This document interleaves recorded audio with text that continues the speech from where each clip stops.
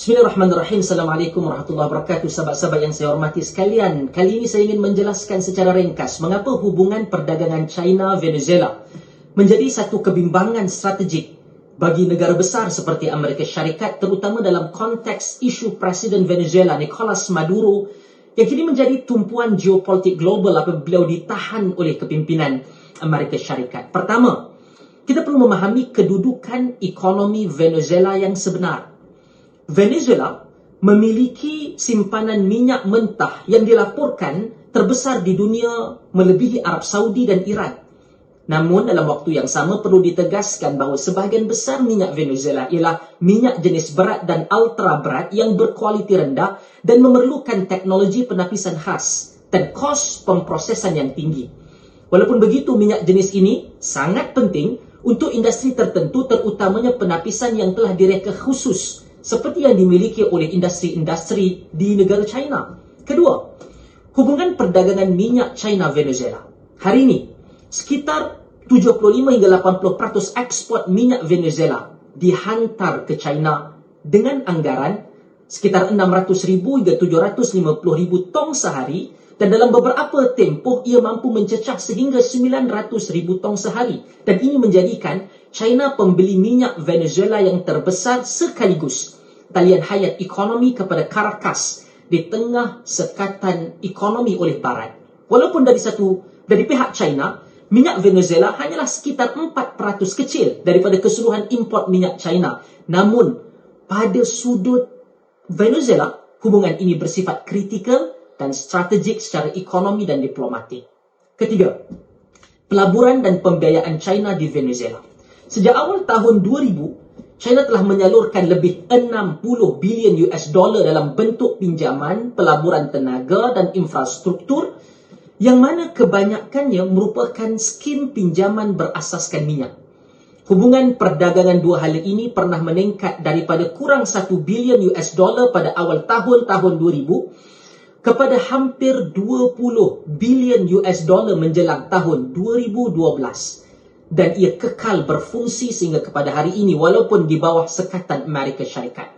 Selain itu, syarikat-syarikat China masih melabur dengan lebih 1 bilion US dollar dalam projek minyak di Venezuela, yang mana ia menunjukkan komitmen jangka panjang China terhadap sumber tenaga negara Venezuela.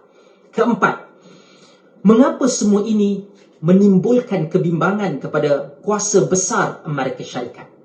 Dari perspektif Amerika Syarikat, Venezuela bukan sekadar isu politik dalaman, tetapi ia satu simpul strategik yang melibatkan pertama, pengaruh China di hemisfera barat, kedua, pengalihan aliran tenaga global, ketiga, cabaran terhadap dominasi ekonomi dan keselamatan Amerika Syarikat di rantau tersebut.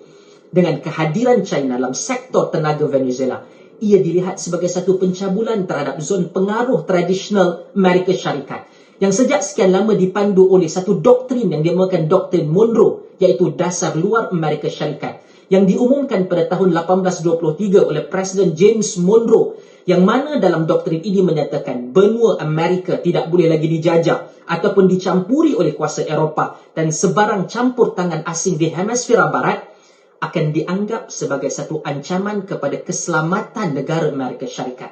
Tambahan pula, minyak berat Venezuela memberikan China kelebihan industri jangka panjang, terutama apabila dunia masih bergantung kepada bahan api fosil untuk sektor perindustrian tertentu. Kelima, implikasi geopolitik yang lebih besar. Sekiranya berlaku tindakan luar biasa terhadap kepimpinan Venezuela, ia boleh dibaca sebagai isyarat geopolitik keras kepada China bahawa negara sebesar Amerika Syarikat tidak bersedia membenarkan sebarang peluasan pengaruh Beijing di mana-mana negara Amerika Latin. Namun, tindakan itu boleh membawa risiko yang besar juga, termasuk seperti pelanggaran undang-undang antarabangsa, kehilangan legitimasi moral, dan penyatuan negara-negara Global South dalam menentang hegemoni kuasa besar, dalam konteks ini Amerika Syarikat. Maka kesimpulan yang ringkas yang saya boleh lakukan, isu Venezuela tidak boleh dilihat daripada kacamata yang sangat simplistik. Ia melibatkan simpanan minyak terbesar dunia, hubungan perdagangan dan pelaburan China yang sangat mendalam, serta kebimbangan keselamatan Amerika Syarikat dalam persaingan kuasa besar abad ke-21. Venezuela bukan sekadar sebuah negara, tetapi satu medan pertembungan kepentingan ekonomi, tenaga dan geopolitik global.